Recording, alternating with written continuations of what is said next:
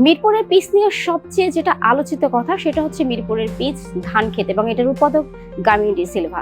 দীর্ঘ সময় ধরেই গামিনী ডি সিলভা মিরপুরের পিচ নিয়ে কাজ করছেন এবং এই মিরপুরের পিচ একটা রহস্যময় আচরণ করে এবং যারা দেশের বাইরে থেকে এখানে খেলতে আসেন তারা কিন্তু প্রায় অভিযোগ করেন এই পিচ স্পোর্টিং উইকেট না, বিশেষ করে টি-20-র জন্য না।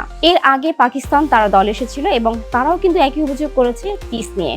এবার মিরপুরের পিচ কিন্তু স্বয়ং তদারকি করছেন বিসিবি সভাপতি আমিনুল ইসলাম বুলবুল। শুধু মিরপুরের মূল মাঠ না, তিনি একাডেমি মাঠও পরখ করেন এবং এটার উন্নয়নকল্পে বিভিন্ন ধরনের পরামর্শ গ্রহণ করেন এবং মাঠ কর্মীদের সঙ্গে দীর্ঘ সময় আলোচনা করেন। মিরপুরের পিচ কিউরেটর গামিনী ডি সিলভার সঙ্গে আলাপ করেন এবং এই ব্যাপারে তিনি আসলে অসন্তুষ্ট।